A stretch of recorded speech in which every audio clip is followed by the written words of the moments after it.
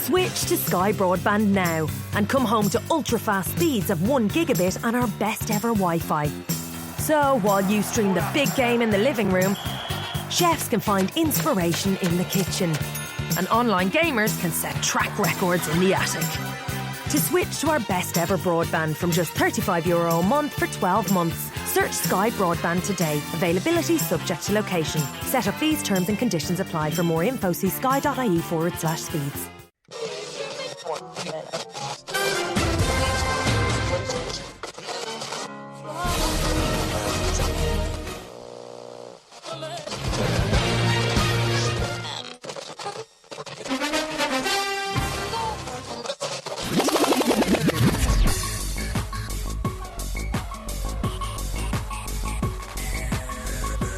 Onto your headphones and pour your favorite beverage. It's time for the Kickin' or Stickin' Fantasy Football Podcast. Now, fresh off the sidelines, your host, Matt McPeak.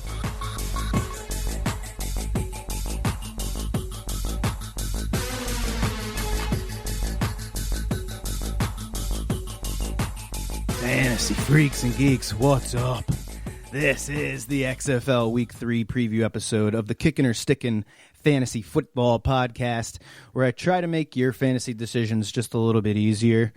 Week 2, we had some ups and downs. Matt McGloin putting his entire coaching staff on blast. We saw our first successful 3-point attempt after a touchdown, albeit from the 5-yard line instead of the 10-yard line. We'll get to that. But all in all, it was a good week. I missed on my 3-leg parlay last week with the St. Louis-Houston game going over. I really thought that one was going to finish under with the two best defenses after week 1, but it was not meant to be. But I got another one for you this week, which we'll get to, and I also got a FanDuel lineup that I think is primed to do well. Of course, we will preview all 4 of the football games coming up this weekend, and we'll try and get you ready for Week 3 of the XFL. But let's start by taking a look at some of the guys that took a step back after last week, and some guys that had big games in Week 2. So we saw a lot of wide receivers in Week 2 take a step back. One of them being Daniel Williams. He led the league in receiving yards in Week 1. Then he only caught 3 of 4 balls for 22 yards in Week 2. Austin Prohl, he had 5 catches on 10 targets for 88 yards and 2 touchdowns in Week 1. Pretty awesome stat line. And then he followed it up with only 1 catch on 4 targets for -1 yards in Week 2. No good there. Flynn Nagel caught all 6 of his targets in Week 1, and then last week only caught 2 of his 3 targets in Week 2. And then Joe Horn had 8 targets Week 1, but only caught 2 of them, and as a result, he was only targeted twice in Week 2, and he didn't catch either of them. And then Sammy Coates continuing his bad catch rate in Week 2, only catching 1 of his 4 targets. He now has 3 catches on 13 targets through the first 2 weeks of the season. You don't have to be a math guy to realize that's not very good. On the other side of the coin, there was a few wide receivers that gave us a second week of big production, most notably Mr. Cam Phillips.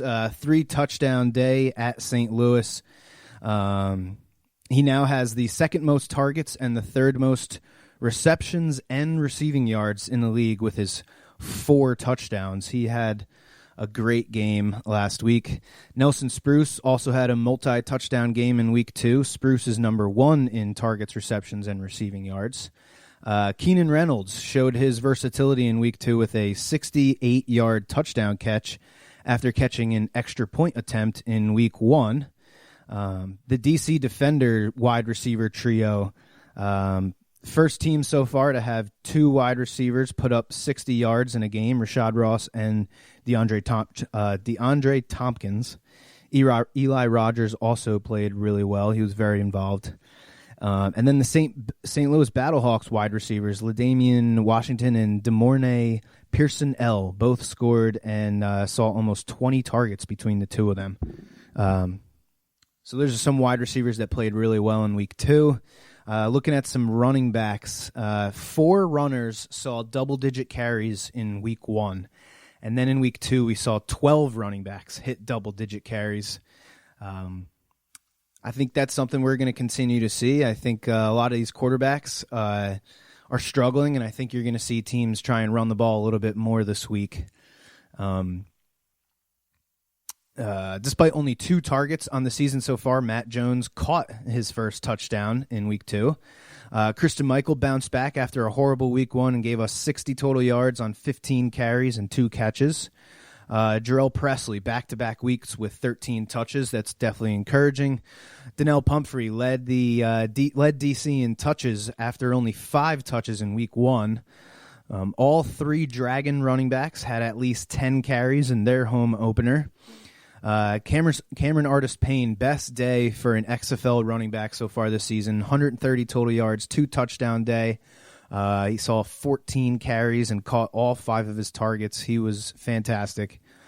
Quentin Flowers' effect on the running game was felt again as the Vipers rushed for over 140 yards in week 2. The Roughnecks had 4 ball carriers run the ball for 10 yards or more. So those Roughneck ball carriers are definitely pretty explosive.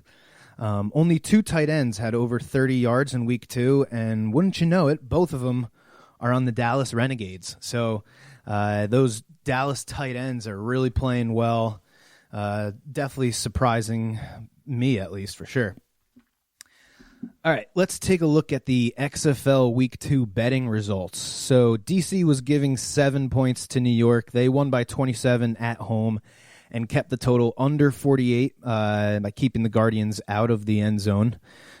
Seattle getting points in their home opener made me about $70. FanDuel Sportsbook had a little thing. If you put a $50 live bet, you got like a $25 site credit or whatever. So I put $50 on them when they were down 9-0, and I think I got like $68 plus the 25. Thank you very much. They were getting 3 points and they won by 8. Only 3 touchdowns in the game. 2 of them were pick sixes. So the total stayed under 45. Dallas went to LA and gave the Wildcats 6.5 points. Thanks to 4 unsuccessful extra point attempts, the game stayed under 45.5. There's definitely a trend coming here. And the game that screwed me the most, St. Louis at Houston. St. Louis was getting 8 points in the highest over-under of the week at 50.5. Houston won the game but failed to cover after allowing a 36-yard touchdown pass from Tiamu to Damian Washington with less than 2 minutes to go. So that was a heartbreaker. So far through 8 games, the home team is now 6-2 with 3 of the 4 home teams won in week 2. The under is now 6-2 on the season. Only 1 of the 4 games went over in week 2. 3 of the 4 home favorites have covered the spread.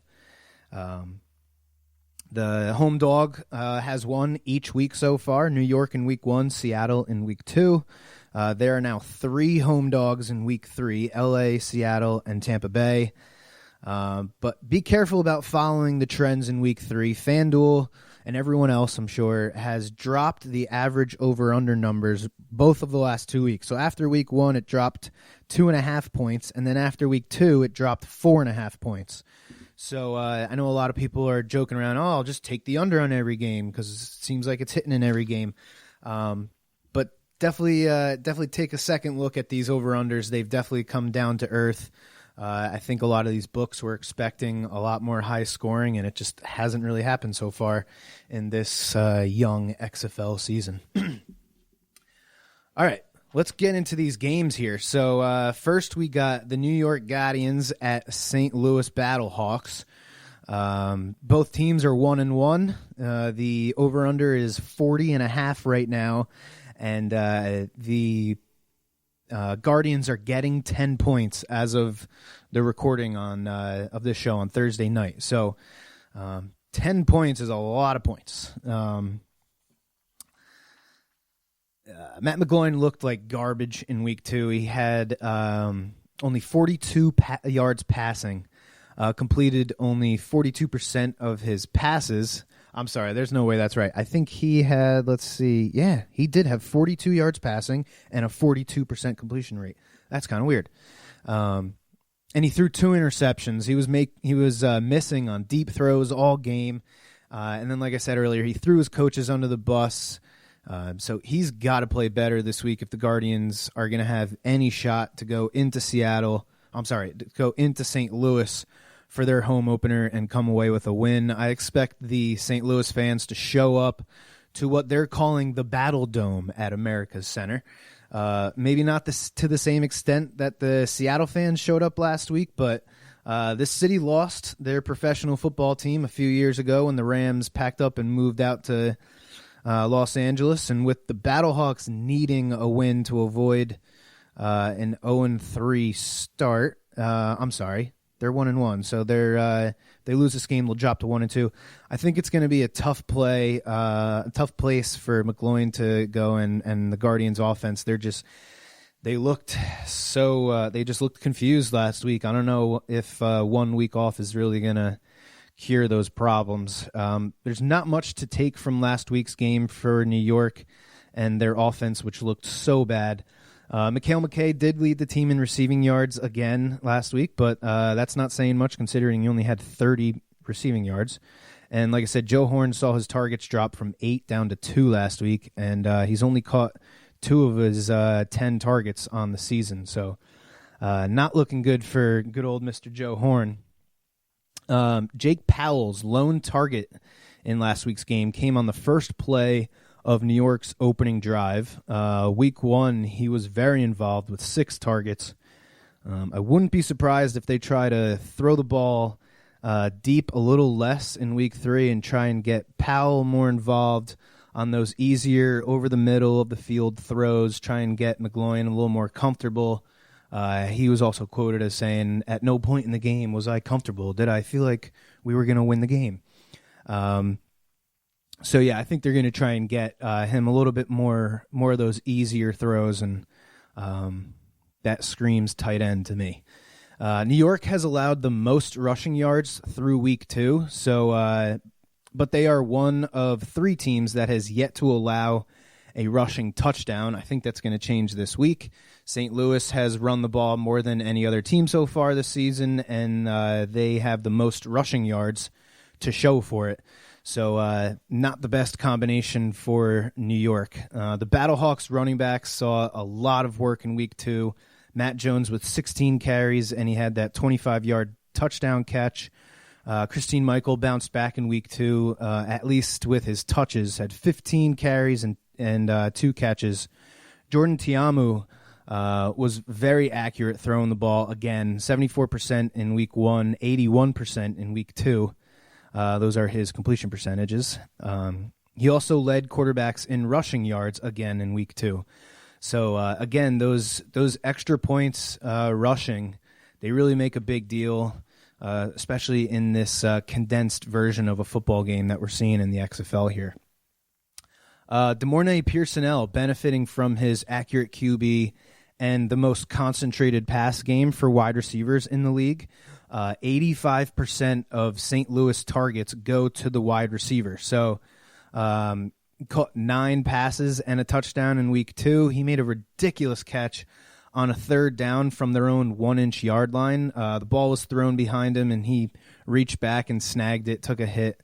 He is 2nd in the league right now in catches behind only Nelson Spruce.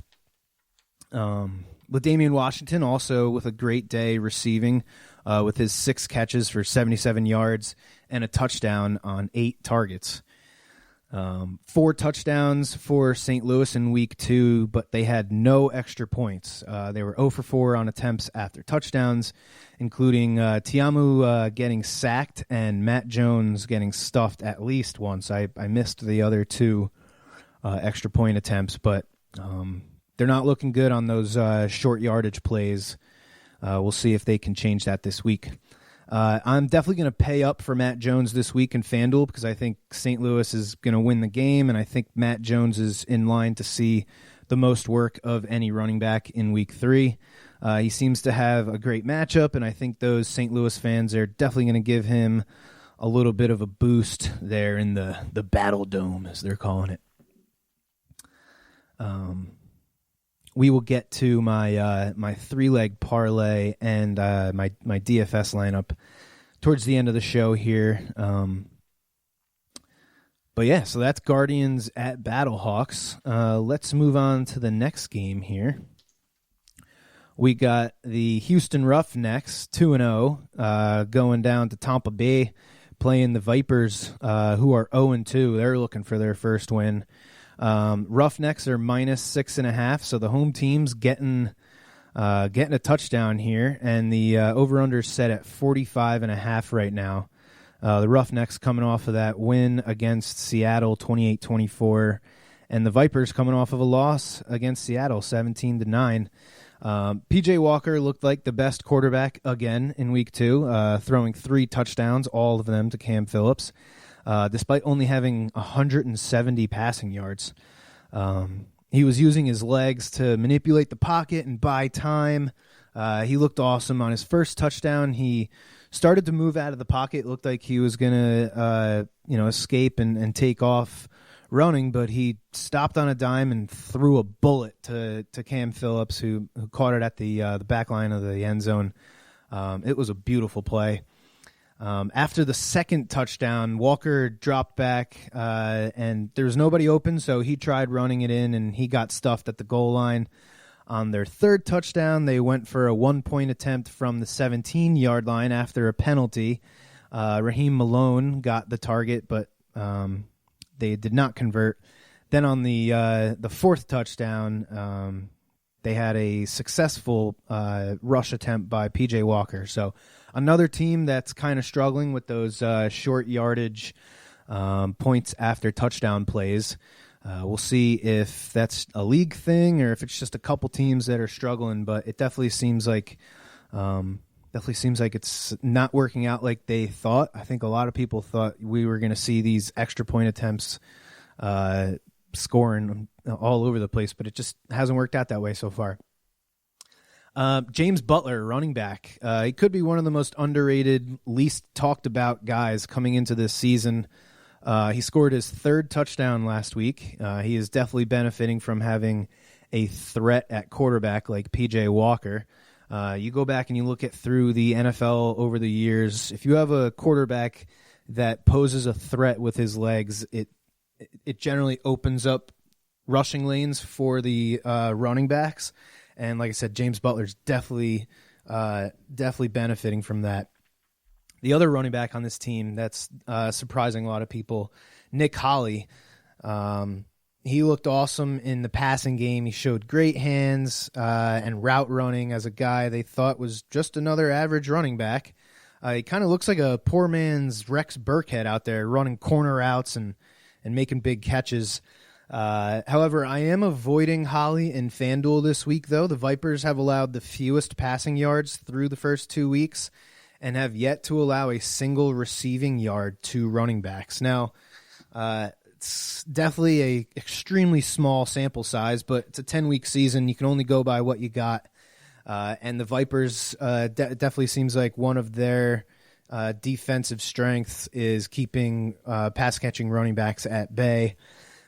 As I mentioned earlier, Cam Phillips balled out with his 3 touchdowns last week. He has the second most targets among wide receivers in Week 2, and he delivered. The stats all say that the Vipers have a good pass defense as well, which makes me want to avoid the roughneck wide receivers. But I got fooled by the Houston and St. Louis game last week, so I'm kind of torn on these guys. The Houston offense just looks so good. It seems like it's the offense that you want to have stock in fantasy at least. Houston has allowed the fewest receptions to tight end so far, but they haven't really faced a guy like Nick Truesdell, so I've been waiting for him to have a big game. Maybe this is the game. If Tampa Bay finds itself trailing like I believe they will, Truesdell, Dan Williams, and Reese Horn are going to see a lot of targets. Reese Horn might be a sneaky play on FanDuel with his 13 targets so far this season. Jacquizz Patrick was the better Viper running back in Week 2, but I think the short yardage goal line job is still Devion Smith's. He got a pitch on the 1 point after touchdown attempt following the 78-yard pick six. The Vipers defense has now scored a touchdown before the offense has. No offensive touchdowns, but a defensive touchdown for the Vipers through 2 weeks. And the Viper offense, they haven't looked all that great. Smith and Patrick are number 2 and 3 in rushing yards through week 1 and 2. So this offense, despite being down in both games, they're sticking to the run. So maybe these are guys, they're safe plays in DFS or your seasonal leagues. Viper quarterbacks have now thrown 5 interceptions in 2 games. 2 different starting quarterbacks in 2 weeks, with Quentin Flowers sprinkled in there. Cornelius, which sounds like a fake name, completed only 59% of his passes for just 154 yards. He was sacked 3 times against Seattle. He didn't look any better than Aaron Murray did in week 1. I think they need to just completely sell out to Quentin Flowers and try and run an offense as similar to what we saw with Lamar Jackson and the Ravens, which I know is a lot easier said than done. But you look at the makeup of their team, they're kind of close. They got 2 good running backs who are averaging over 4.5 yards per carry between the 2 of them.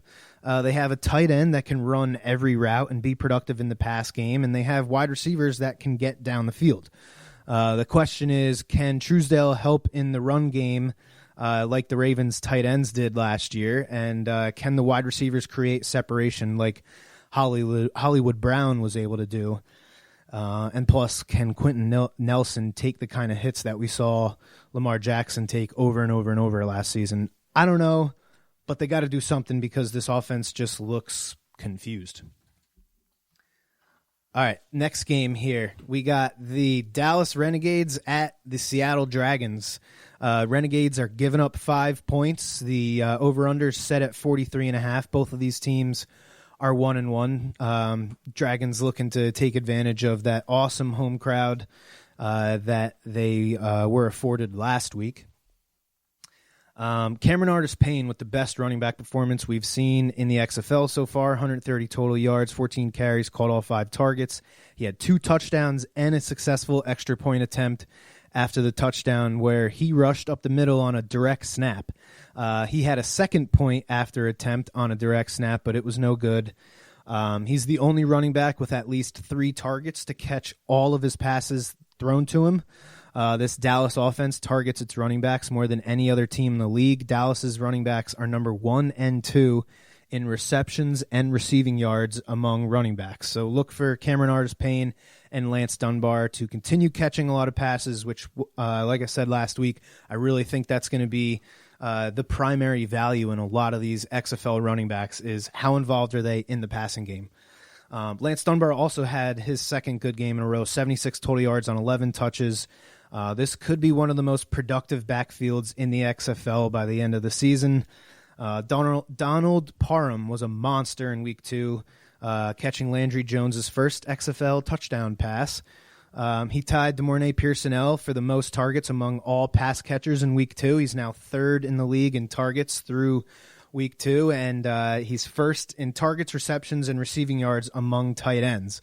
Landry Jones obviously likes to throw to him, so if you don't mind paying up for a tight end, Parham should be the guy you go for in DFS this week. Through 2 weeks, Seattle has allowed the 2nd most receptions and receiving yards to tight ends, so Parham should have another big game.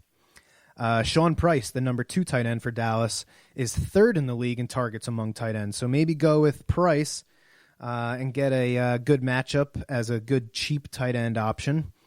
Landry Jones made his much-anticipated XFL debut in Week 2 and threw for 300 yards, the first 300-yard passer in the XFL. He completed 70% of his passes.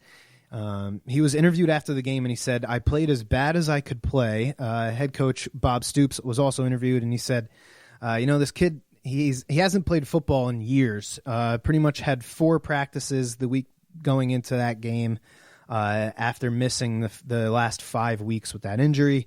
If this is Landry Jones's floor as a fantasy quarterback, I cannot wait to see what his ceiling is. 300 yards, pretty awesome. Flynn Nagel was one of the guys that took a step back in week 2 after leading the Renegades in catches and yards in week 1. Hopefully that was the result of something the defense was doing and not Landry Jones deciding against throwing to him. He had 6 targets in week 1 and only 3 in week 2. So if you're a Flynn Nagel owner, you definitely want to see that target share go up. And then Jazz Ferguson, one of the more hyped wide receivers coming into the league, saw only 3 targets in week 1 and none in week 2. I'm very surprised at how this offense is distributing the targets. Their wide receivers have seen only about 40% of the targets each week so far. Like I said, after last week, this is the clearest RB committee in the XFL, talking about the Dragons running backs. All 3 are good. Farrow's the bruiser, Gardner's kind of the scat back, and Trey Williams a little bit of both. But all 3 saw between 10 and 11 carries, with Trey Williams getting the only running back target on the team. Another week that Gardner does not see a single target. I'm going to continue to avoid these guys in fantasy until one of them inevitably gets hurt. That's just the way football is.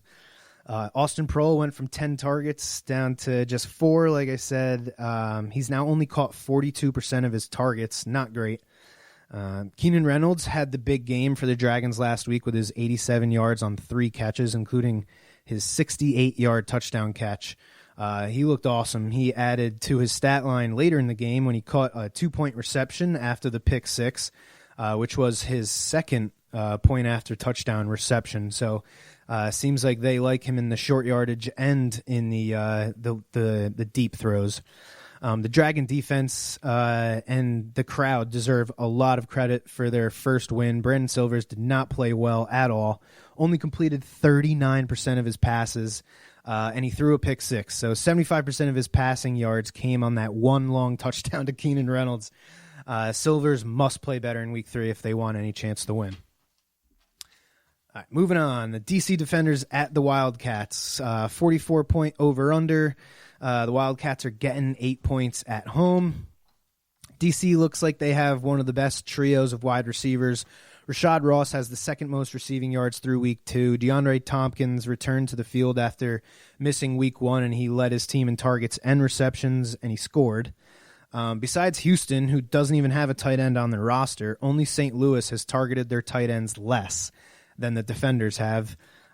Yet they are the only team with a tight end touchdown in both weeks 1 and 2. So the Wildcats have allowed the most receptions and receiving yards to tight ends. So look for Kari Lee to have another big game. Donald Pumphrey saw 3 times more touches in week 2 than he saw in week 1. 78 total yards on 15 touches. He now has 8 targets on the season after only getting 5 last week. The Wildcats have also allowed the most receiving yards and receptions to running backs, and only Dallas targeted their running backs more than the Defenders. So both the Defender running backs and tight ends have great matchups in this game. I really like Donnell Pumphrey this week on FanDuel because he should see plenty of touches in this game. DC, again, 0-3 on their extra point attempts in week 2, bringing them to 1-7 on the season, with Pumphrey the only successful defender to score an extra point. They tried a 3-point attempt last week with a double pass, Cardell Jones to Tyler Palka to Rashad Ross, which was no good, but it definitely was exciting. The DC defense playing great against they had another pick 6, their second in as many games to go with the special teams touchdown they scored in week 1. DC leads the league in turnovers with 6, 4 of them interceptions. DC has been one of the more balanced teams as far as the run-pass ratio, but with LA allowing the most passing yards and passing touchdowns through week 2, I expect Cardell Jones to throw a lot in this game. The change of defensive play caller did not help much for the Wildcats last week. They gave up 3 touchdowns and allowed Landry, like I said, 300 yards in his first game in over 2 years. They gave up 444 total yards, the most net yards surrendered by any team so far in the XFL. LA was 1 for 2 on extra point attempts, and the good attempt was that 3-point attempt in which they got the ball on the 5-yard line because of a defensive penalty. It's It's not a great matchup for Nelson Spruce, as the defenders have allowed the fewest receiving yards and the second fewest receptions to wide receivers. Josh Johnson looked decent, but not great in his return. Only a 54% completion percentage. So he's got to play better for sure. All right, I want to get to my three-legged parlay real quick for week 3. So we got Houston at Tampa Bay. I'm taking the under 45.5. It's the highest total for week 3. Houston looks like the best offense in the league, but they were at home both weeks 1 and 2. Tampa Bay is still without an offensive touchdown through the first 2 weeks. Tampa Bay has allowed the fewest passing yards. The fewest passing and rushing yards so far this season. So Tampa Bay's defense is not bad. So I'm going to go with the under in that game. I'm also going to take under 44 in DC at LA. DC's offense is also pretty potent, but again, they were also home for weeks 1 and 2. LA's defense played better last week than they did in week 1, but I think another week with this new play caller on defense should do them well. DC leads the league with 7 turnovers forced, so that defense should show up in this game. And then my last pick is the Battlehawks money line. Home opener for St. Louis. Should be loud as hell there in St. Louis. We just saw Seattle's crowd play a big part in their win. I think this St. Louis fan base can do the same. The Guardians' offense looked atrocious last week, and now they have to go into the Battle Dome. This game has the largest spread, and I would go with the home favorite if it was a one-possession spread, but with this, it's 10 points, and St. Louis is definitely one of the more conservative teams in the league. So I'm going to take the St. Louis money line. I'm going to take the under on DC at LA and Houston at Tampa Bay. And then real quick here, sorry to rush the end here, my XFL FanDuel lineup for week 3. I got Cardell Jones at quarterback for 20, Donnell Pumphrey at running back for 13. I'm playing 2 tight ends, Kari Lee for 14 and Donald Parham. Cam Phillips is in my flex. He's the most expensive position player at $21, but I think he's well worth it. And then you got Matt Jones in my flex for $16. I know this is a weird lineup in that I have 2 running backs and 2 tight ends, but has the most expensive wide receiver, top 2 expensive tight ends, and the 3rd most expensive quarterback and running back. Pumphrey is definitely the value play. This is not a lineup that you're going to see a lot, but I just think all these guys have great matchups, especially Matt Jones playing the worst run defense, and Donald Parham and Kari Lee and Donald Pumphrey both playing the team that allows the most receptions and receiving yards to their positions respectfully. Obviously, with these FanDuel lineups, you want to go for those stacks, which is why I'm taking DC QB and 2 guys that I think are going to be very much involved in the pass game. So that's going to do it for the Week 3 episode of the XFL Preview, Kickin' or Stickin' Fantasy Football Podcast. Thanks for tuning in, everybody. Make sure you check us out next week. Hopefully my 3-leg parlay will do good this week, so I'm not embarrassed next week. And as always, may the fantasy gods be cruel to your opponents. You have been listening to the Kickin' or Stickin' Fantasy Football Podcast. For more great episodes and information, follow us on social media and tune in every week. Kickin' or Stickin' is available on Google Podcasts, iTunes, iHeartRadio, Spotify, Alexa, Reach.tv, or your favorite podcast service. Kickin' or Stickin' is a proud member of the HC Universal Network family of podcasts. To find out more about this and other great shows on our network, visit us online at hcuniversalnetwork.com today. Fantasy football is fun, but gambling addiction destroys lives. If you or someone you love suffers from gambling addiction, please do not be afraid to seek help. The National Council on Problem Gambling operates the National Problem Gambling Helpline Network.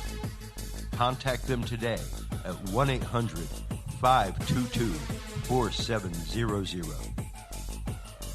Thank you for tuning in to the Kickin' or Stickin' Fantasy Football Podcast. Please remember to play responsibly and always look for your man downfield.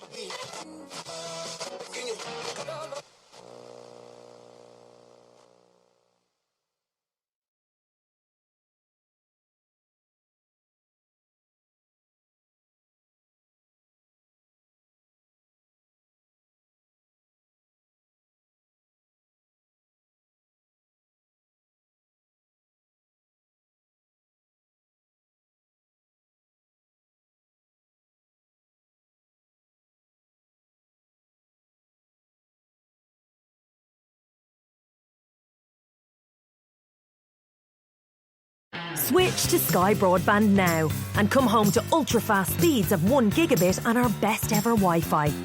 So while you stream the big game in the living room, chefs can find inspiration in the kitchen and online gamers can set track records in the attic. To switch to our best ever broadband from just €35 a month for 12 months, search Sky Broadband today. Availability subject to location. Set-up fees, terms and conditions apply. For more info, see sky.ie/speeds. At Centra, we have great offers in store, like Nutella 400 gram only €2. Kenko Instant Smooth or Rich Coffee 100 gram, half price now $2.47 each. And our mega deal until Sunday, Centra whole chicken 1.9 kilo, half price now €3.50. Centra, live every day.